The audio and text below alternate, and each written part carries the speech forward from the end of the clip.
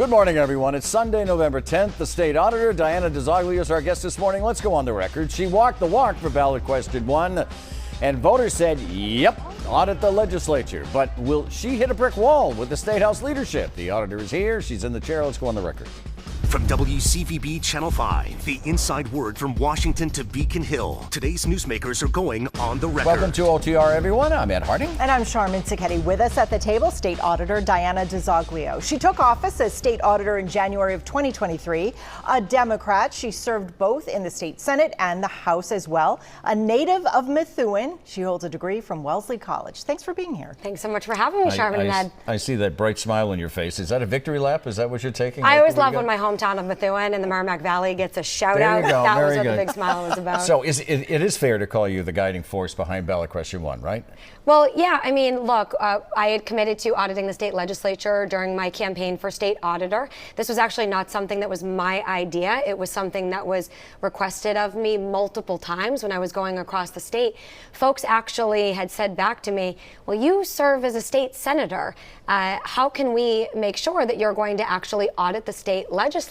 And I said, well, I'll commit to doing it, and I'll fight like hell to make sure it occurs. So let's walk through the numbers. 72, almost 3/4 of you voting people said yes to that. So that is an overwhelming majority, right? Yeah, we were incredibly humbled to see such a huge showing of support, and I would be remiss not to say thank you to every single person at home who's watching this, who collected a signature, who voted for this issue, who supported this issue. We could not have seen that type of victory without your support. Well, it certainly was overwhelming, but voter approval is one thing. Legislative approval is another. The House Speaker and Senate President, they have released a statement saying, consistent with how the legislature has moved forward with every voter-approved ballot question in the past, we will consider next steps regarding how to best respect the question 1 election results in a manner that aligns with the fundamental principles of the Massachusetts Constitution, including separation of powers. Now, separation of powers is the argument we did hear from Senate and House leadership as well when they came out and opposed this. So what does that statement say to you? So it says that the Senate President and Speaker are still looking for a way out right now, and that they'll be back in touch with everybody shortly once they figure out what their next move is to try to potentially stymie this effort once again. But they're not fighting with the Office of State Auditor anymore. They're fighting with you, the taxpayer at home who deserves access. And that is what I find incredibly unfortunate, Charmin. The people have spoken now at this point. This is no longer a disagreement between two entities of government. This is something that the voters of the Commonwealth clearly want, and I hope that legislative leaders will see the light and shed that sunlight. Sunlight is the best disinfectant, and we're looking forward to getting to work. When ballot measures do pass in this state, legislative leaders do reserve the right to change them. Do you think they should change this? This was a pretty straightforward ballot question. It was simply, should the legislature receive the same types of audits that every other state entity receives? Essentially returning the practice that always was back to the practice of the state auditor's office. You might remember one of the last times I came in, I had a pile of audits that I put on the desk the auditor's office had actually already previously conducted of the legislature. We're simply seeking to return that practice back, and clearly voters agreed. So we're looking forward to getting to work. And forgive me if it's wrong, please tell me. But what comes to mind is the legalization of marijuana. The voters approved it, and it took 5 years before it actually happened. Are you willing to wait 5 years, 8 years? 5 years from now, what's going to happen? I will say that our office has already sent an engagement letter to the state legislature to re-engage with them in this audit process and to begin conducting the audit that we have said we're going to conduct now. We did just release a 77-page audit report. It was missing significant information pertaining to documents such as financial receipts, state contracting and procurement information that are things that we audit in every other state entity to make sure that the law is being followed and that processes and procedures are being handled correctly.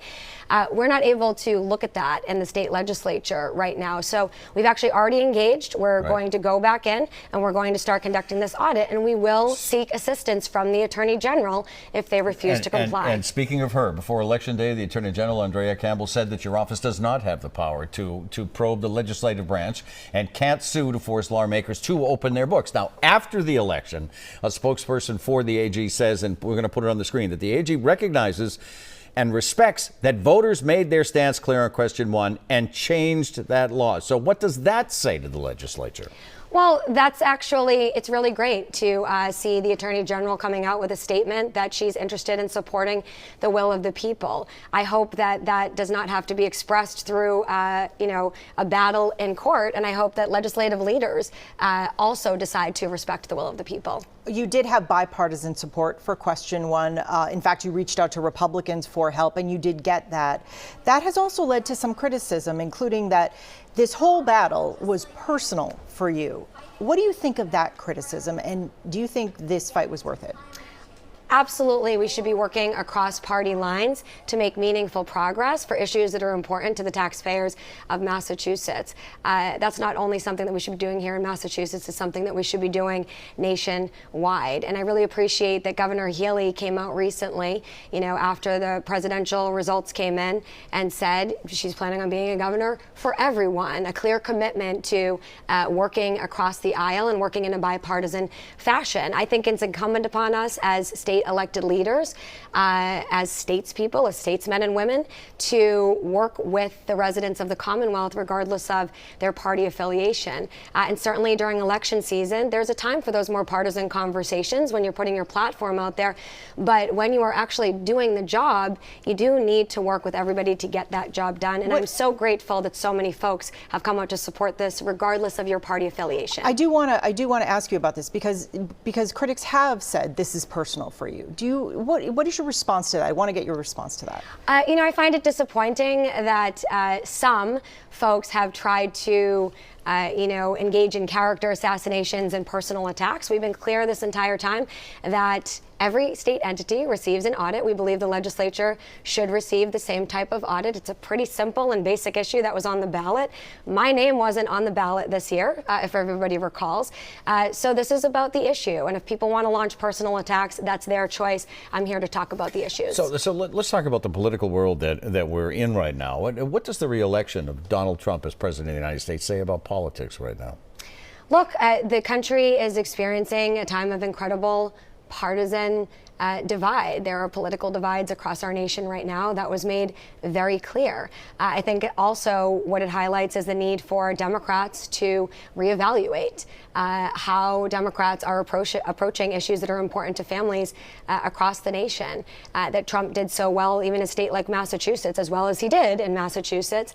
That's concerning to those of us who are Democratic elected officials. Where did we potentially miss the mark? Where did Democrats potentially miss the mark in getting the message out there or hearing the concerns of voters? Where did they, do you think? I think that for the work that we do in our office, I can say that my party leadership has really been opposing these efforts to increase transparency and accountability. That's an area that I think that we can do much better in. Democrats stand for transparency, accountability, equity, and accessibility. And if you talk to the average voter who is a Democrat, they will tell you that. If you talk to rank and file people who are part of the state party, they will tell you that. But when you talk to these higher elected officials in the Democratic Party, that's where you start to see that pushback. And I think that that's having negative consequences, at least here in Massachusetts. And let's talk about the political optics here in Massachusetts, with the exception of the Secretary of the Commonwealth, Bill Galvin, and United States Senator Ed Markey. All the constitutional offices in Massachusetts are held by women. So after Tuesday's election, how long would it be before a woman becomes president of the United States? Yeah, look, I have to say, I am so incredibly grateful. Like I said earlier, I come from the Merrimack Valley, who sent me to the State House as the youngest woman serving in the House of Representatives at the time, who then sent me to the State Senate, where I was the youngest woman serving in the State Senate at the time. And now the state of Massachusetts sent me to the state auditor's office, where I'm currently the youngest constitutional officer. Thank you, Massachusetts, for supporting and believing in women. We do have a lot of work to do nationwide. nationwide to get women elected to these higher levels of government. And this goes beyond, again, party politics.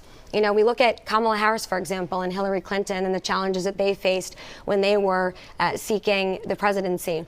But we also have to consider folks like Nikki Haley, women like Nikki Haley, who also had a challenging time on the Republican side, you know, seeking that type of success and that executive level of achievement. We have a lot of work to do across the board, regardless of partisanship and party politics, to make sure that women are able to be in these executive positions.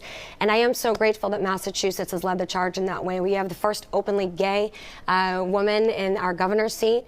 We have a woman of color in our attorney general's seat. I mean, we have historically elected more women in these executive roles than ever before. What a great time for Massachusetts, even though, yes, it is, you know, unfortunately, a politically divided time nationwide. The auditor is in the chair. We continue on the record. Stay with us.